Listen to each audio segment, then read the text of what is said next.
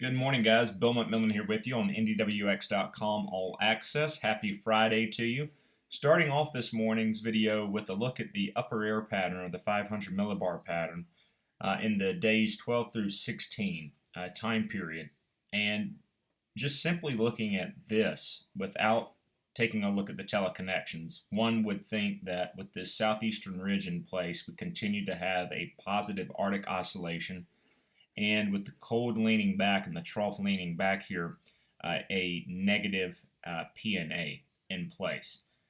Sure enough, though I don't have it pulled up for you on this video, that's exactly what the longer term models would suggest. Now, as we kind of alluded to last night with our long range update, there really aren't any changes whatsoever from the idea that we're going to remain very active, very stormy, multiple systems, really for that matter, over the next few weeks, each week that we have to track with a very close eye, simply based on the fact that there is enough cold air that is off just to our northwest to potentially make things interesting from a wintry perspective. Now, that said, the error in our forecast is probably putting too much stock into the MJO phase 8 that we thought simply would just overwhelm the pattern eventually in that 218 through 310 time period with more widespread significant cold.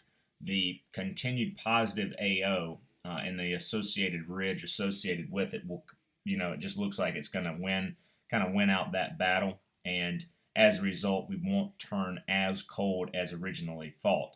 Now, that said, again, just to kind of reiterate, doesn't mean that some of these storm systems won't have enough cold air in place to deal us some wintry precipitation. In fact, we're going to see that late this weekend and potentially again early and mid parts of next week. That theme continues as we progress through the latter parts of February on into early March. It's just the widespread cold of significance doesn't appear like it's going to come to fruition. Back in the short term, fresh cold air sitting off to our northwest, starting to bleed in here, officially down to 30 now, after, I believe, an official high in the upper 40s just after midnight.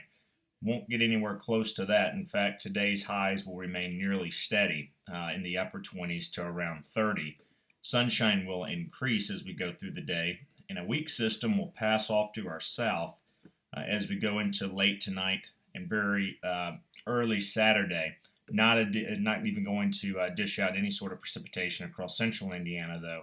That changes, though, on Sunday, as the first of a few storm systems next week will deliver light snow in here early Sunday morning into central Indiana. And then we'll have to continue to closely monitor things for the potential across the northern half of the state for snow continuing into Sunday afternoon. As we look at the GFS forecast model here and we put this into motion, again, there's that storm system this evening and tonight that shoots off to our south.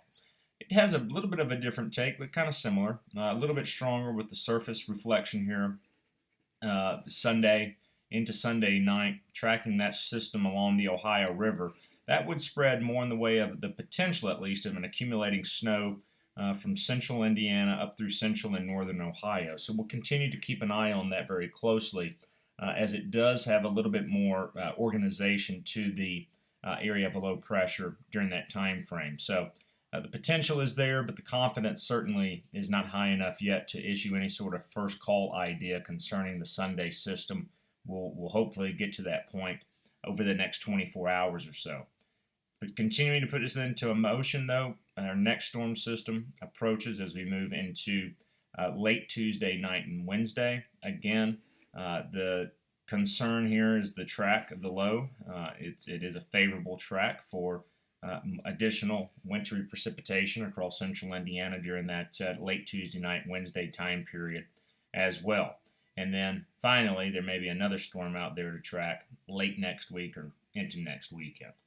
All in all, you get the idea, guys. It's a very active pattern, and that can be attributed in some parts, at least, by this positive Arctic oscillation that continues to steer the overall storm track off to the northwest.